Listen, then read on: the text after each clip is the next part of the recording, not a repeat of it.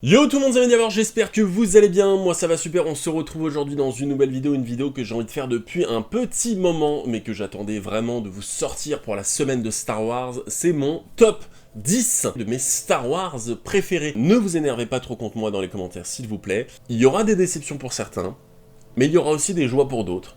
Il y aura des moments où vous allez dire mais il est complètement con, et des moments où vous allez dire ouais je suis assez d'accord avec lui, donc vous serez franchement totalement en désaccord avec moi. Star Wars, c'est vraiment la série de films la plus compliquée à parler, parce que les gens, ils ont tous leur avis, ils préfèrent un tel, ils préfèrent un tel, ils préfèrent la prélogie, ils préfèrent la trilogie, ils préfèrent la postologie, ils préfèrent les films d'animation, ils préfèrent les jeux vidéo, ou ils détestent les films Star Wars, alors ils préfèrent plutôt les bouquins, et ils préfèrent les animés, ils préfèrent tout ça. Donc forcément, Star Wars, c'est énorme, que ce soit canon, que ce soit légende, donc forcément, vous allez être totalement déçus par mon top. C'est pas une critique, c'est vraiment un top, c'est mon top, attention, c'est vraiment mon top.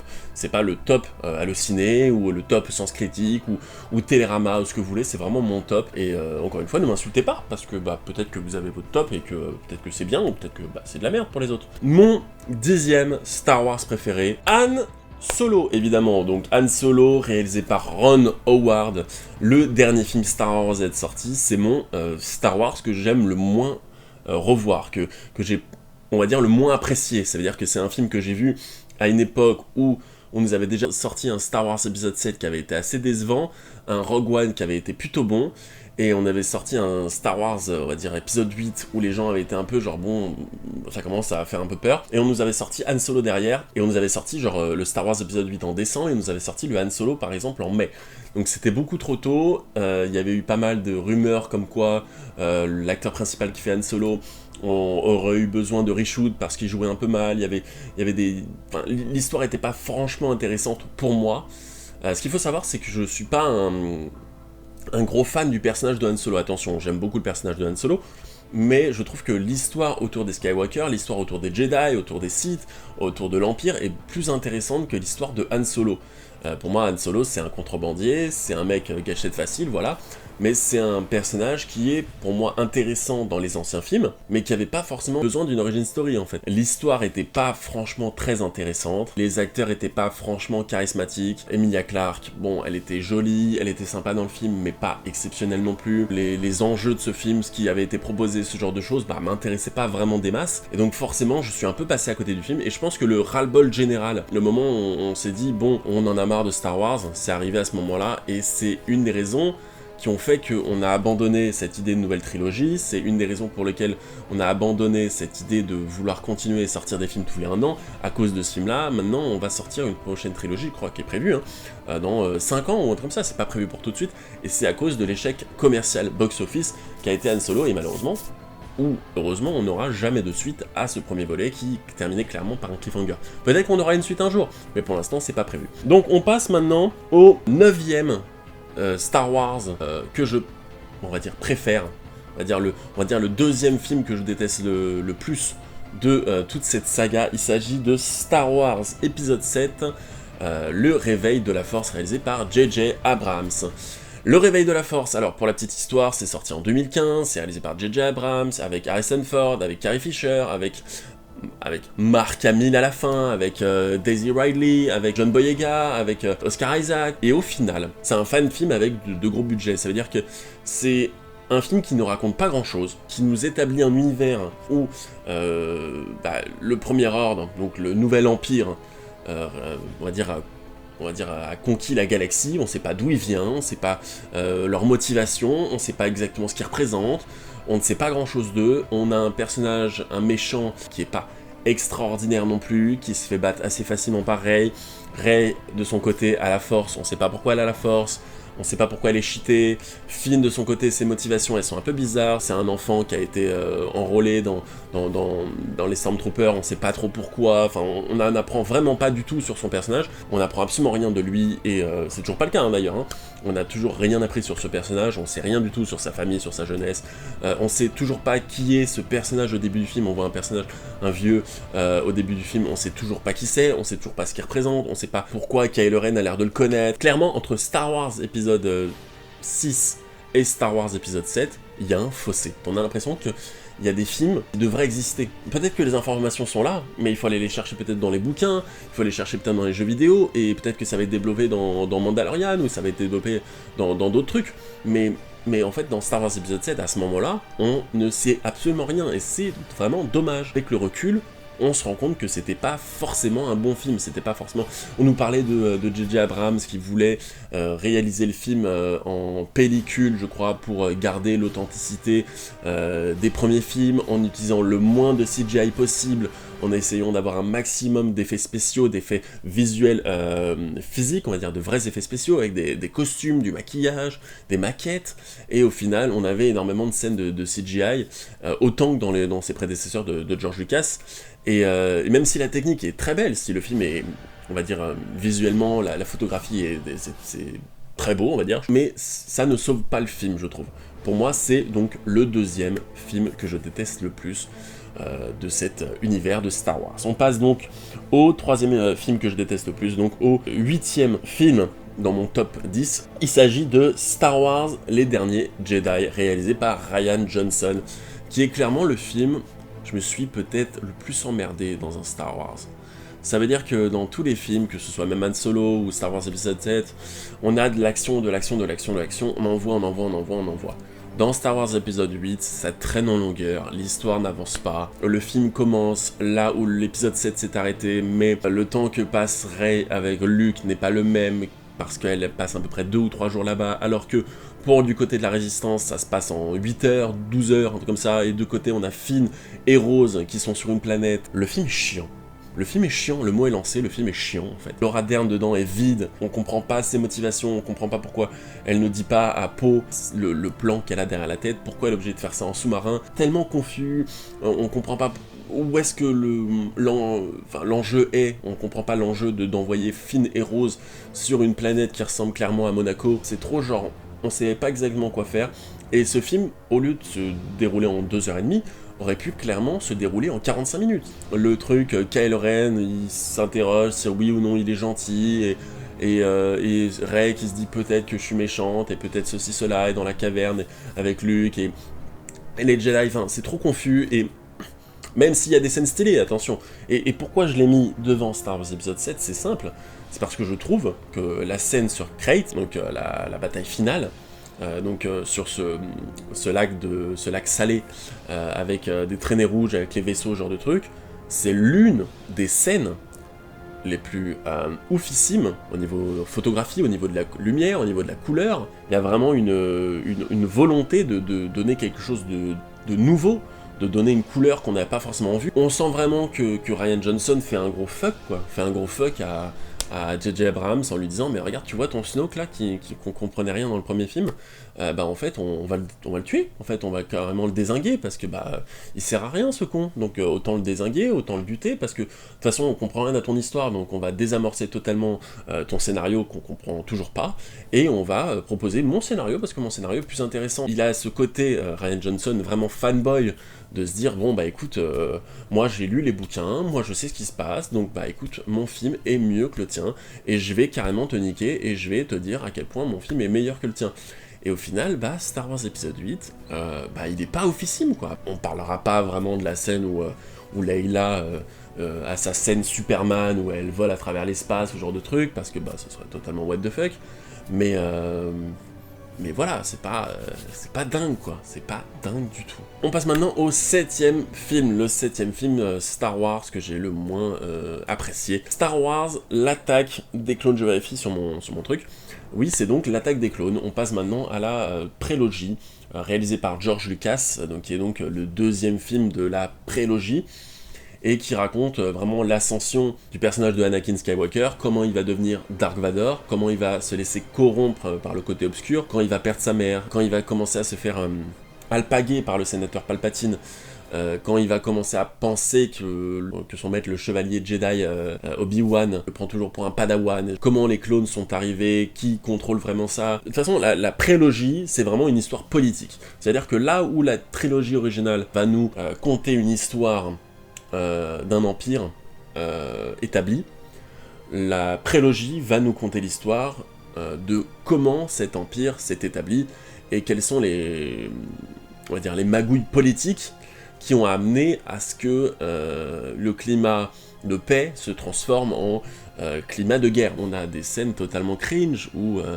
c'est gênant, où on va voir Anakin qui drague Padmé. Je trouve ces scènes un peu malaisantes. Je trouve que le film est pas très intéressant. Là où l'épisode 3 raconte vraiment Anakin, ce qui se passe dans sa tête, pourquoi il devient fou, pourquoi il rejoint le côté obscur, je trouve que ce film traîne un peu trop en longueur, l'histoire avec Count Dooku est pas hyper compréhensible, pourquoi la guerre des clones arrive est pas hyper intéressante. Le truc qui est sauvé dans ce film, c'est vraiment le combat entre Yoda et Dooku. Ça fait plaisir parce que ça fait longtemps qu'on voulait voir une des scènes de combat avec Yoda, et donc là on la voit et on est content. C'était pas hyper intéressant, je trouvais que le film était un peu chiant, un peu mou par rapport à Star Wars épisode 1 qui envoyait du pâté et Star Wars épisode 3 qui termine vraiment cette nouvelle saga. Le 2 est un petit peu long, en fait, long à démarrer, je trouve, peut-être. Hayden Christensen, donc, qui fait Anakin, est pas hyper bon, c'est peut-être pas un acteur hyper bon, il a peut-être pas été hyper bien casté. Je suis pas un gros fan, donc, de l'attaque des clones. On arrive dans le 6ème, dans le top 6. Attention, je vais me faire insulter, c'est Star Wars épisode 4. Pourquoi je le mets dans cette position-là? Parce que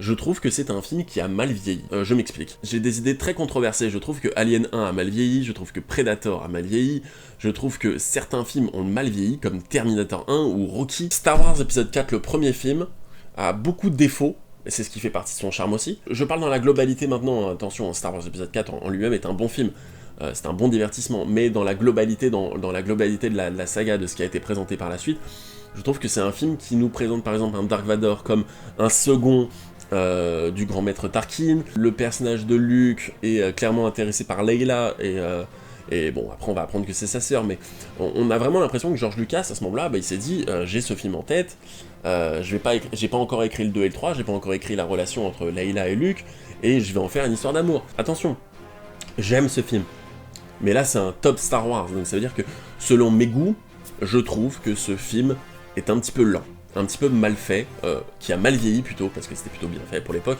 Je trouve que c'est un film qui a mal vieilli, qui se regarde avec moins d'intérêt maintenant. Je prends moins de plaisir à regarder Star Wars, ça veut dire que si je classe tous ces films, c'est aussi selon mon intérêt, ça veut dire que quand je vais regarder le film, je vais prendre moins de plaisir à regarder Star Wars épisode 4 qu'un autre film dont on va parler plus tard. Et Star Wars épisode 4, malgré que ce soit iconique, malgré que ce soit le premier, malgré que ce soit avec les acteurs de légende, eh bien c'est un film qui, pour ma part, m'ennuie un petit peu. Certains qui ont, on va dire, une quarantaine d'années, 50 ans, ne comprendront peut-être pas, parce qu'ils ont vieilli avec ce film. Moi qui en a 29, bientôt 30, et peut-être pour d'autres qui sont plus jeunes que moi, je pense que certains pourront me comprendre, parce que c'est un film qui, à notre époque, est un peu peut-être surcoté. Star Wars épisode 4, en tout cas, je le mets pas, clairement pas dans mon top 3, ni dans mon top 5. On rentre maintenant dans le top 5, et là, les gens vont gueuler, parce que j'ai mis Star Wars 4 en 6, et là, dans mon top 5, dans le 5ème position, je mets Star Wars épisode 1, La menace fantôme. Alors, il faut comprendre un truc, c'est que c'est le premier film que j'avais vu, je crois, avec mon père à l'époque, et alors c'est très personnel tout ça, c'est vraiment mon histoire totale. Autant le personnage de Jake Lloyd maintenant, quand je me rends compte, est insupportable, il ne sait pas jouer, j'ai l'impression que le gars est dans une publicité, mais alors, je trouvais que le personnage de Padmé est plutôt intéressant, je trouvais que le personnage de Qui-Gon Jinn, donc par Liam Neeson, est plutôt stylé, je trouvais que le personnage d'Obi-Wan était plutôt bien aussi, que j'aimais bien cette relation entre Qui-Gon et Obi-Wan, et Anakin, mais quand on réfléchit, quand on regarde le film, le moment le plus épique, c'est clairement, et pour moi ça n'a pas été vraiment égalé depuis, le combat entre Obi-Wan, Qui-Gon et Darth Maul.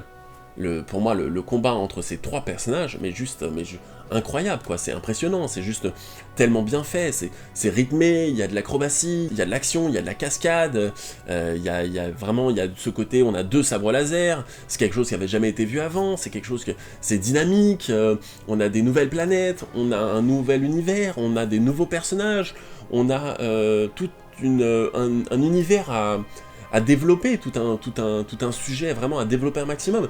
Et je trouvais que Star Wars épisode 1 a quand même, pour ma part, plutôt bien rempli ce cahier des charges de Star Wars, de nous faire découvrir de nouvelles planètes, de nous faire découvrir de nouveaux mondes. Certes, l'histoire du premier film est pas hyper intéressante, mais qui n'a jamais kiffé être à la place de Anakin Skywalker pendant la course de Pod Racer au début du film? Je trouvais que les droïdes étaient plutôt stylés, ça changeait des clones, je trouvais que la guerre entre les droïdes et les Gungans étaient également plutôt bien foutu, épique, on va dire, pour moi c'est une scène assez épique, et je veux bien concevoir que Jar Jar Binks soit énervant, parce que il est énervant, bien sûr. Mais son rôle, à lui, c'est d'être énervant, c'est le comic relief. Dans les Star Wars des anciens, on avait le personnage de C-3PO qui était le comic relief. Dans Star Wars épisode 1, on a ce personnage de Jar Jar qui est le comic relief, parce qu'on n'a pas C-3PO. C-3PO, dans le premier, il est en construction, Anakin est en train de le construire. Et dans le 2 et dans le 3, on a C-3PO, donc on a le comic relief. Dans Star Wars épisode 7, on ne l'a pas non plus, et c'est Finn qui va faire ce personnage, et aussi Poe. Et dans Star Wars épisode 8, on a également C-3PO qu'on voit très peu, RD2D on voit très peu, et Finn et Poe et Rose vont faire ce côté comic relief. C'était dans le 9, bah ça sera peut-être encore C-3PO. Il faut pas oublier que Jar Jar, il a été fait pour ça, il a été fait pour rigoler, il a été fait pour vendre des jouets, il a été fait pour s'amuser, et Star Wars, le premier Star Wars développe énormément de choses. Il faut quand même remettre les choses en perspective, et se rendre compte que le premier Star Wars développe énormément de choses dans cet univers qui est encore neuf à ce moment-là, qui est jeune, qui n'a pas encore totalement été exploré avec les jeux vidéo, avec les bouquins, avec le merchandising, avec tous ces trucs-là. Top 4, Star Wars épisode 6, le retour du Jedi. Le retour du Jedi, qui donc devait s'appeler La Revanche du Jedi pour la petite anecdote, mais bon, tout le monde connaît cette anecdote. C'est un film qui conclut cette saga, c'est un film qui conclut cette première trilogie. Je l'ai pas revu depuis un petit moment. C'est vrai que je me suis pas revu les films pour cette liste. Effectivement, la relation entre Han Solo et Leia est toujours aussi mignonne, toujours aussi... toujours un peu macho, mais en même temps, on va dire, on a envie d'être à leur place, en fait. La conclusion de Star Wars, où on a Dark Vador qui va tuer son maître pour sauver son fils, c'est une jolie preuve d'amour, on va dire que Dark Vador a encore une part d'humanité en lui, une part de bien, une part, il n'y a pas que le côté obscur qui a rempli son âme. Et Star Wars épisode 6 est pour moi un film qui se regarde, qui est bien, attention, je l'ai quand même mis en 4ème position, qui est bien, mais qui, pour moi, n'a pas sa place dans son top 3, qui est une bonne conclusion, mais qui aurait pu être plus intéressant, je pense. J'ai pas grand chose à dire sur Star Wars épisode 4, je suis désolé, donc je vais passer directement à mon top 3, on arrive maintenant dans le top 3. Alors je mettrai Star Wars La Revanche des Sith parce que pour moi, déjà, clairement, c'est le meilleur film de la trilogie, c'est clairement un des meilleurs films de toute cette saga, c'est-à-dire que c'est le film qui va vraiment conclure cette prélogie qui nous expliquait la montée de Anakin. Au lieu de nous dire, bon, on a un personnage qui va devenir méchant parce qu'il est méchant, I wanna be méchant, on va dire, il devient pas vraiment méchant dans le sens pour lui, en fait. Pour lui, il n'a pas changé. Pour lui, il n'a même pas été attiré du côté obscur, en fait. Pour lui, c'est légitime d'être comme ça, parce que c'est le seul moyen de sauver Padmé, parce qu'il a des visions, et on nous explique. À partir du moment où tu as des visions, c'est que tu commences à être attiré par le côté obscur.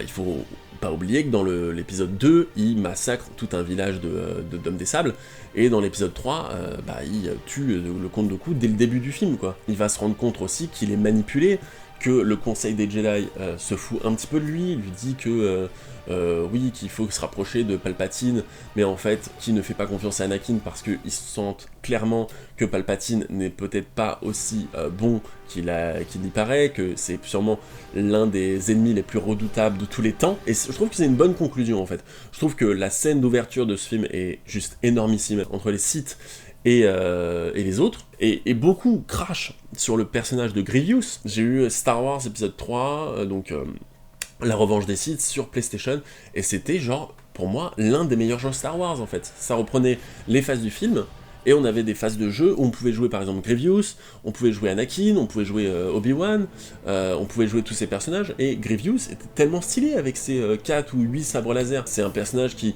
est assez redoutable, c'est un personnage on sait pas trop d'où il vient, il est mi-machine, mi-mutant, mi-bête, où on sait pas trop d'où il vient, on sait pas trop pourquoi il est là, par qui il a été recruté, ce qu'il veut vraiment en fait.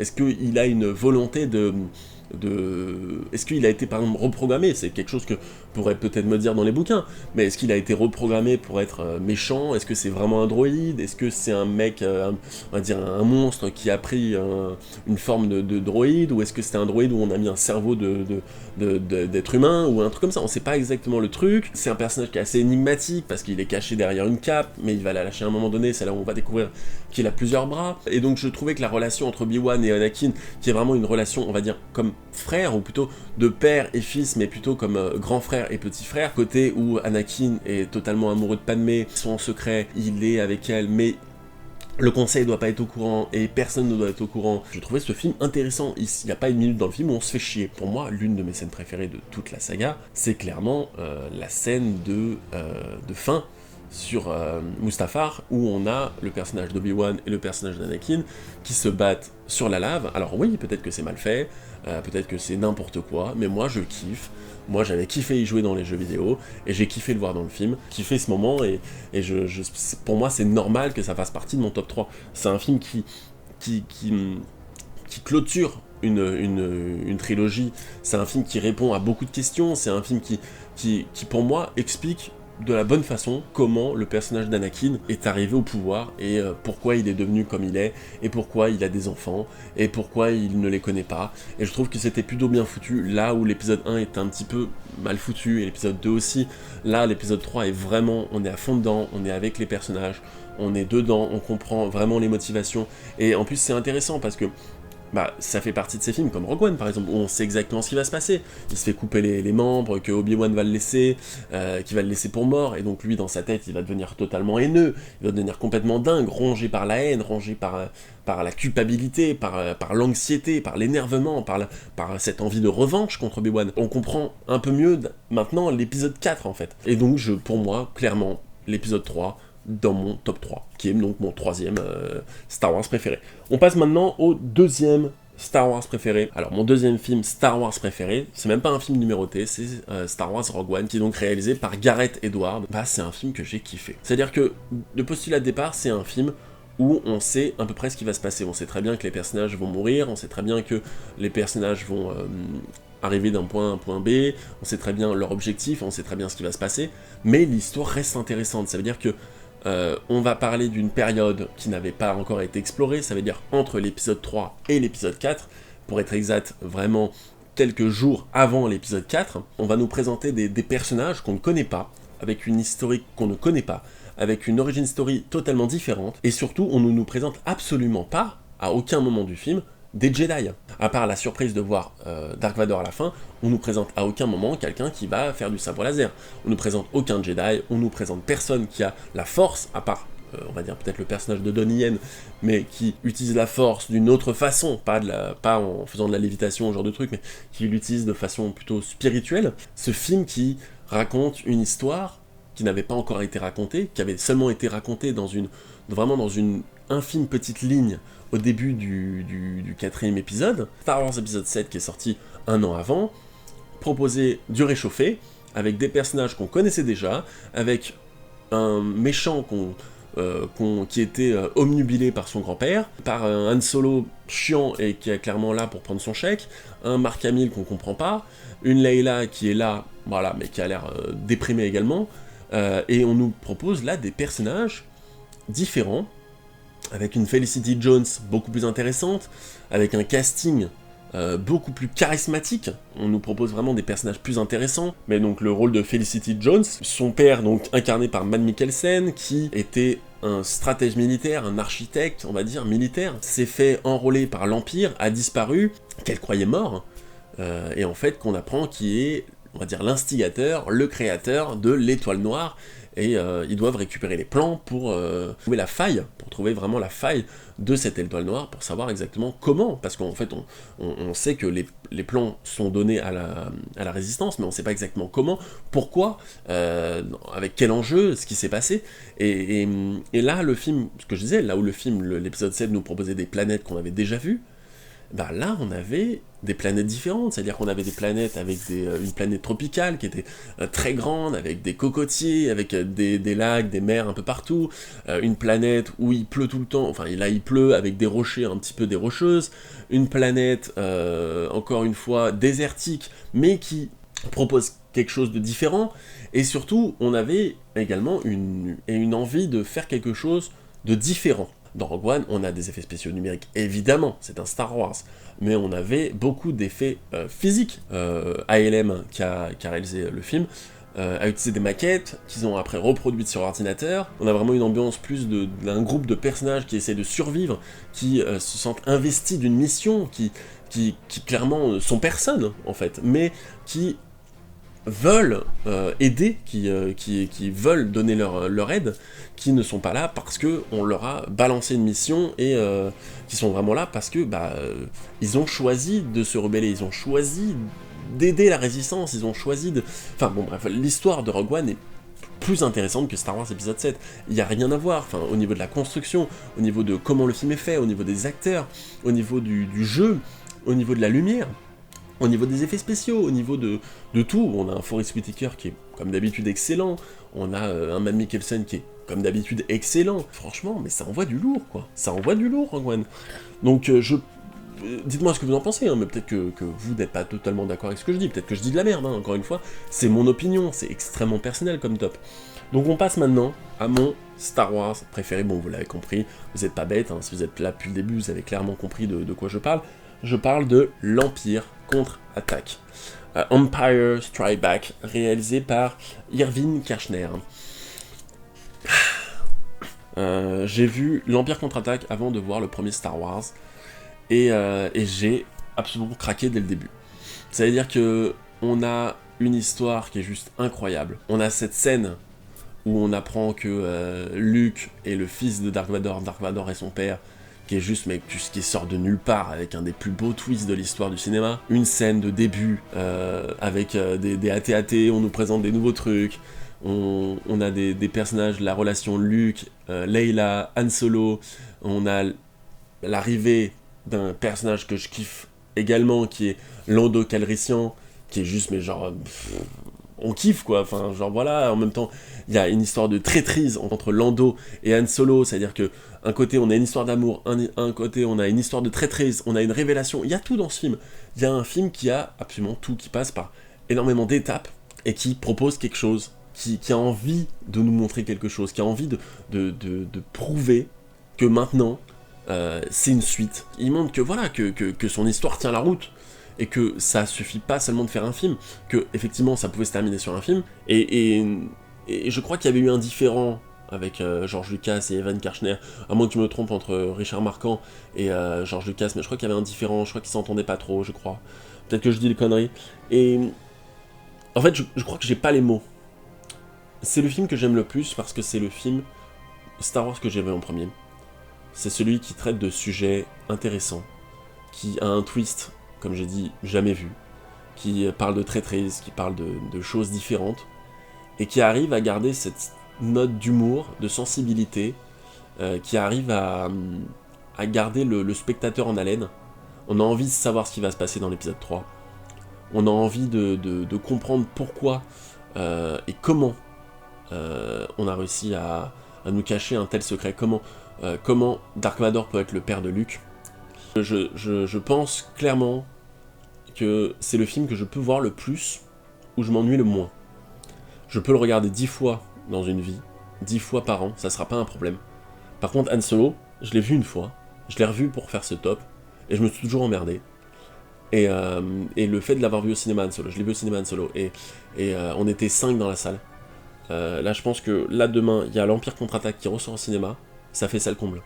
C'est là où on va nous présenter vraiment le vrai Dark Vador, que c'est pas vraiment un second, mais que c'est vraiment pas vraiment le second du grand maître Tarkin, mais que c'est vraiment un seigneur, en fait, que c'est vraiment un seigneur d'un empire, que c'est vraiment un mec redouté, que c'est un mec redoutable également, mais également on va nous montrer qui est l'empereur Palpatine, et on va nous le teaser un petit peu. Voilà, donc c'est un film que j'aime, c'est un film que j'aime voir, et pour moi c'est mon top. Ça a été trop compliqué pour moi, parce que pendant un moment j'ai hésité, hein, je me suis dit, est-ce que je mets Rogue One en premier, est-ce que je mets l'Empire contre-attaque, ou est-ce que je mets Star Wars épisode 3 en premier.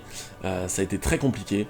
Alors je rappelle encore une fois, pour ceux qui sont encore là, que c'est une liste personnelle, c'est pas un top halluciné, c'est pas un top Télérama, c'est mon top à moi, c'est mon opinion à moi, et Star Wars, c'est vraiment une des licences les plus intéressantes pour moi.